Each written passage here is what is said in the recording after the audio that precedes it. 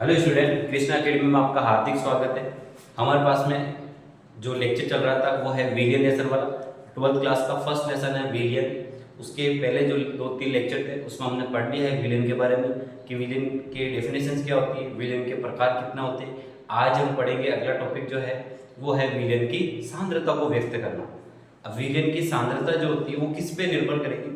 विलियन पतला होगा, ज़्यादा पतला होगा, गाढ़ा होगा, अधिक गाढ़ा होगा, उसकी सांद्रता जो होती है वो किस पे निर्भर करती है। तो सांद्रता को व्यक्त करने वाले जो टॉपिक है उसके बारे में आज हम पढ़ेंगे। अगला तीसरा टॉपिक है ये हमारे पास में है, तो विलियन की सांद्रता को व्यक्त करना। तो विलियन की जो सांद्रता है, सांद्रता को व्यक्त करना, सांद्रता को व्यक्त जो होता है, विलियन की सांद्रता किस पे निर्भर करेगी।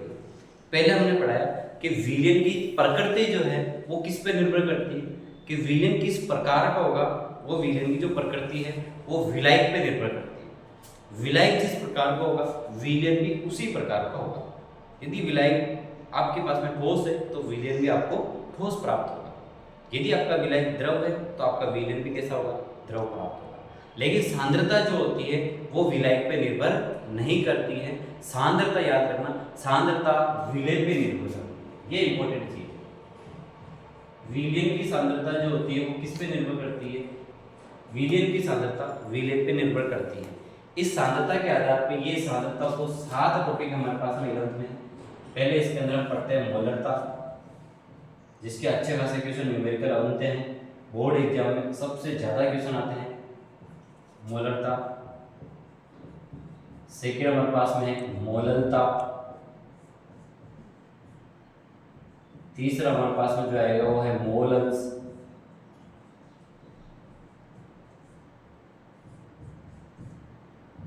अगला हमारे पास में जो आएगा वो आएगा पीपीएम, पार्ट पर मिलियन। अगला हमारे पास में आएगा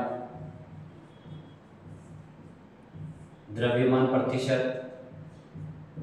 इसके आगे जो आएगा वो आएगा द्रव्यमान आयतन प्रतिशत।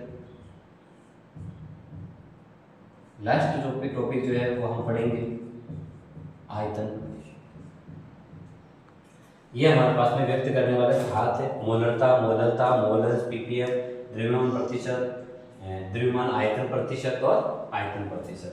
इसको हम बोलते हैं W/W%, इसको हम बोलते हैं W/V%, इसको हम बोलते हैं V/V%।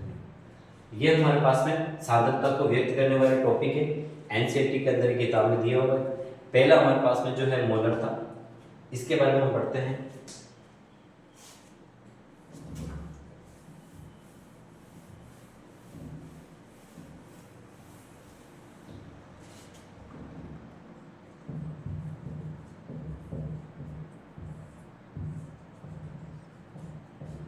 मोलरता, ये मोलरता आपका 11th क्लास में भी है और 12th क्लास के अंदर। 12th क्लास बोर्ड के अंदर इसका एक न्यूमेरिकल आता है, आसान न्यूमेरिकल आता है लेकिन बहुत इंपॉर्टेंट है। 1.5 नंबर का इस लेसन में से 2 न्यूमेरिकल आते हैं 1.5 नंबर के।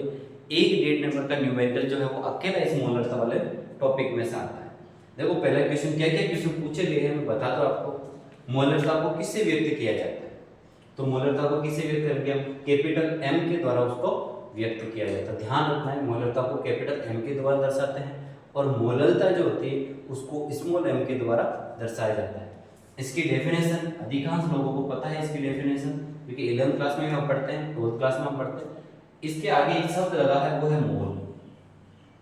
तो कहीं ना कहीं इसका संबंध जो है वो किससे रहेगा, आपका मोल से रहेगा, भार से रहेगा और उसके अणुभार से रहेगा।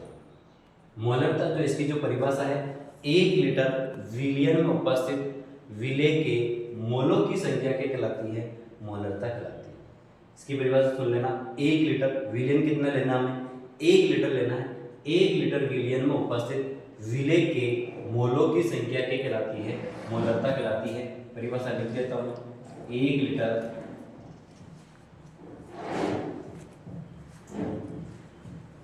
विलियन में उपस्थित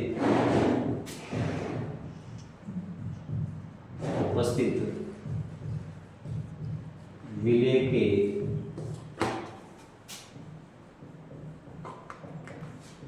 मोलों की संख्या जो है वो आपके पास में क्या कहलाएगी, मोलरता कहलाएगी। इसका फॉर्मूला बनाते हैं, जैसे 1 लीटर विलियन के अंदर है तो मोलों की संख्या अपॉन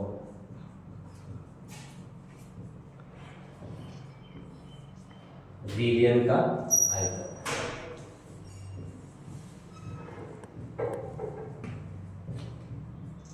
आयतन किस में बेटा, ध्यान रखना ये लीटर में।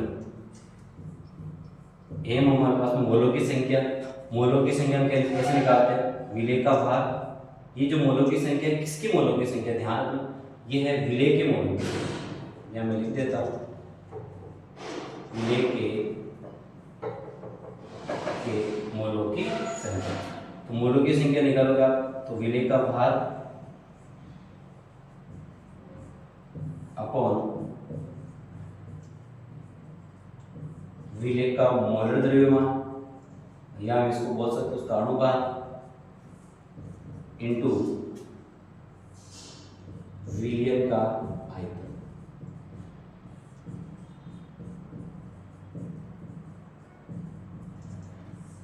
आयतन विलियन।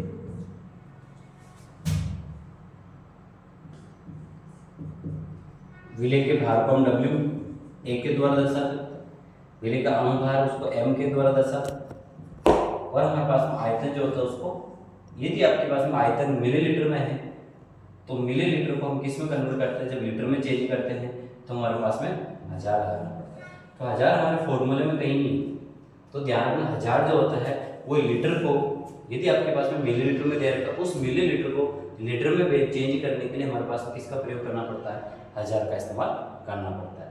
ये हमारे पास में थी मोलरता। तो ध्यान रखना है मोलरता की परिभाषा 1 लीटर विलियन में उपस्थित विलेय के मोलों की संख्या, इसको स्मॉल एम से सॉरी कैपिटल एम के द्वारा दर्शाया जाता है। और ये हमारे पास में इसका फॉर्मूला, W क्या है विलेय का भार, M क्या है विलेय का अणुभार, V क्या है विलेय का आयतन, और ये ml में है तो उसको लीटर में चेंज करने के लिए 1000 का प्रयोग किया जाता है। ये हमारे पास में थी मोलरता। Thank you.